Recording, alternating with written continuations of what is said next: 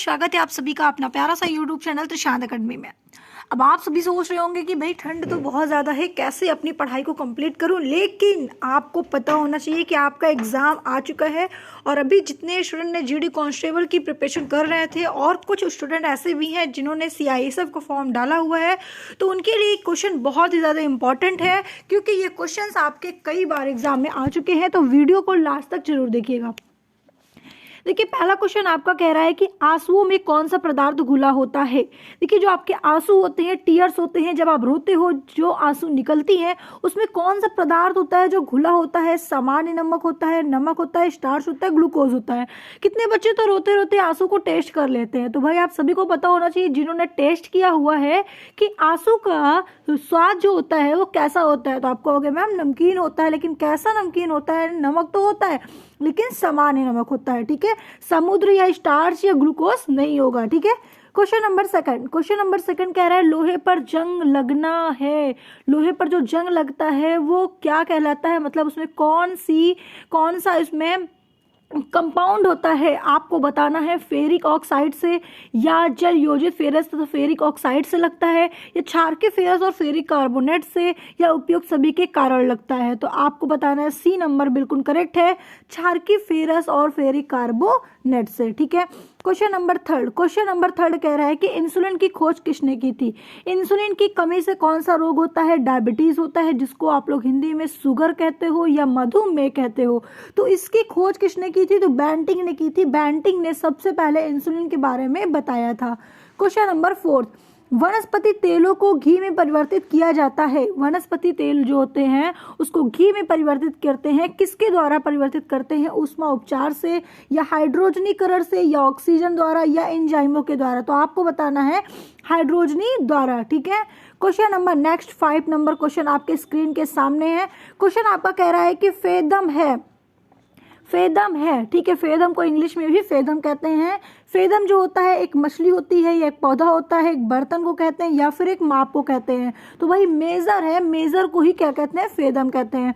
Question number 6 कह रहा है कि रिचर स्केल किसके नापने में प्रयोग करते हैं। देखिए, अब आप ध्यान से समझिएगा। देखिए, यहाँ पे बहुत सारे क्वेश्चंस आपको फंसा देते हैं कि भूकंप की तीव्रता को किससे मापते हैं, वायु की गति को किससे मापते हैं, समुद्र की गहराई को किससे मापते हैं, शरीर का ताप किससे मापते हैं, ठीक है। इस तरह का कई सारे क्वेश्चंस आपके आ सकते हैं। लेकिन जो भूकंप की तीव्रता होती है, देखिए भूकंप को स्टेपनोस्कोप से भी, ठीक है, नापते हैं। लेकिन यहाँ पर रिचर स्केल की बात की गई, तो रिचर स्केल के द्वारा भी भूकंप की तीव्रता को हम मापते हैं कि कितनी तेज इसकी तीव्रता है।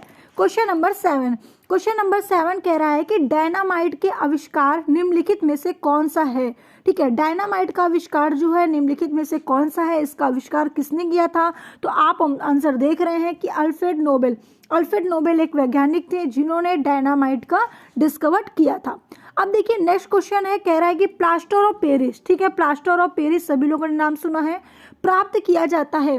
मतलब जो प्लास्टर ऑफ पेरिस होता है, ठीक है, वो किससे प्राप्त किया जाता है। तो आपको बताना है जिप्सम से, ठीक है। क्वेश्चन नंबर 9, सूती और ऊनी रेशों में अंतर ज्ञात कीजिए।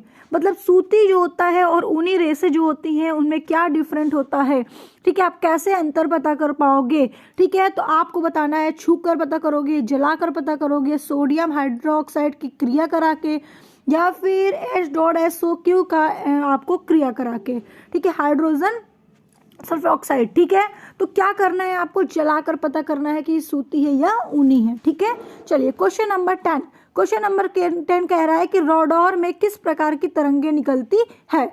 विद्युत तरंगे, विद्युत चुंबकीय तरंगे, ध्वनि तरंगे, या उपयुक्त में से कोई नहीं। तो जो रडार में जो रे निकलती है, तरंगे निकलती है, वो आपकी कौन सी तरंगे होती है, विद्युत चुंबकीय तरंगे होती है, ठीक है। क्वेश्चन नंबर 11, तेज गति से आता हुआ वाहन हॉर्न बजाता है तो उसका पिच क्या होता है। अधिक सुनाई देता है, उतना ही सुनाई देता है, कम सुनाई देता है, या फिर पहले कम और फिर अधिक सुनाई देता है। तो आपको बताना है कि अधिक सुनाई देता है। मतलब जब तेज गति से वाहन आता है और हॉर्न तेजी से बजाता है तो उसका जो पिच होता है वो काफी ज्यादा तेज सुनाई देता है। बर्फ पर ताप बढ़ाने से उसका गलनांक क्या हो जाता है। तो आपको बताना है भाई घट जाता है। जब बर्फ का प्रेशर बढ़ता है तो उसका जो गलनांक होता है वो क्या हो जाएगा, घट जाएगा, ठीक है। क्वेश्चन नंबर 13, गर्मियों में सफेद कपड़े क्यों पहनने जाते हैं?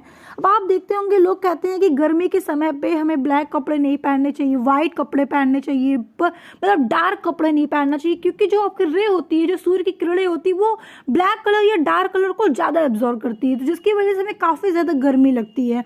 तो इसमें देखो लिखा हुआ है कि ऊष्मा के बुरे अवशोषक हैं, ठीक है, क्योंकि ये ऊष्मा के बुरे अवशोषक हैं और इसमें कोई इफेक्ट नहीं पड़ता है, ठीक है, इसीलिए हमें गर्मियों में एक सफ़ेद कपड़े पहनने चाहिए, ठीक है, क्योंकि इसमें कोई भी मतलब जब रे पड़ती है तो हमें इसमें गर्मी या उससे कोई मतलब नहीं होता है, ठीक है। लेकिन अगर यही आप पर्पल पहनते हो या फिर आप ब्लैक, सबसे ज़्यादा तो ब्लैक उसके लिए बहुत ही ज़्यादा वो है, ठीक है, ब्लैक पहनते हो, पर्पल पहनते हो, डार्क आप ब्राउन पहनते हो, तो इस तरह के कलर में काफ़ी ज़्यादा हमें गर्मी महसूस होती है।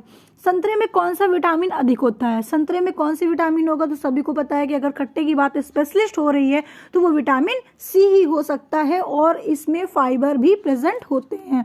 ब्लैक होल क्या है? ब्लैक होल क्या है यहाँ पे दिया हुआ है और ऑप्शन यहाँ पे दिया हुआ है कि नीहारिकाएं, उल्काएं, सूर्य की धब्बे या इनमें से कोई नहीं। तो भैया यहाँ पे जो दिया है ब्लैक होल की बात कर रहा है, तो यहाँ पे ब्लैक होल इन सभी से कोई रिलेटेड नहीं है, इसलिए इनमें से कोई नहीं होगा।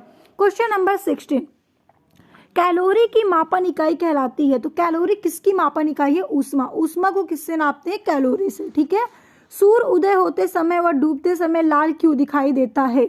अब देखिए सूर्य जब उदय होता है, ठीक है, वैसे आप ध्यान दिए होंगे जब भी निकलता है सूरज तो वहाँ पे क्या बोलते हैं, ये डूबता है तो वहाँ पे रेड कलर का दिखाई देता है। ऐसे आप देखोगे तो रेड कलर का नहीं दिखाई देता, येलो या ऑरेंज टाइप का कलर का दिखाई देता है, लेकिन डूबते और उगते समय सूरज रेड कलर का दिखाई देता है। किसके कारण से? तो प्रकीर्णन के कारण से। कभी भी विकिरण मत बताइएगा, प्रकीर्णन के कारण से होता है, ठीक है, ना ही आपका परावर्तन होता है। परिवर्तन या रिफ्लेक्शन गलत हो जाएगा, प्रकीर्णन के कारण से, ठीक है।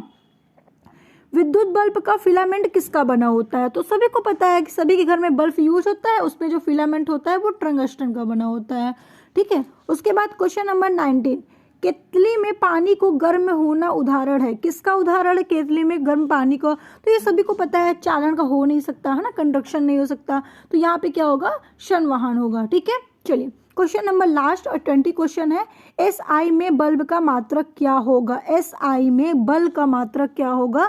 तो पहले तो सब लोग ध्यान देना, SI मात्रक, एक होता है CGS, ठीक है, CGS पद्धति, एक होता है SI पद्धति, ठीक है, होते हैं और भी हैं लेकिन दो इंपॉर्टेंट होता है, एक आपका होता है SI और एक होता है CGS, ठीक है। तो इन दोनों की अगर बात की जाए तो अगर SI में पूछा है तो न्यूटन होगा, यहाँ पे चाहता तो आपको नॉर्मल पूछ सकता था बल का मात्रक क्या होता है, लेकिन यहाँ SI इसलिए दे दिया क्योंकि दो होता है, CGS भी होता है। CGS में पूछा जाएगा तो आप क्या बताओगे? डायन, ठीक है, तब आप बताओगे डायन होता है, और SI में क्या होता है? न्यूटन होता है, ठीक है। तो आज के लिए हमने आपके लिए 20 क्वेश्चंस लाए हैं और जो काफ़ी इंपॉर्टेंट क्वेश्चंस थे। एक क्वेश्चन आपका लास्ट बचा हुआ है, वायु क्या है? तो वायु मिश्रण है, क्योंकि वायु कई तत्व मतलब कई चीज़ों से मिलकर बना होता है।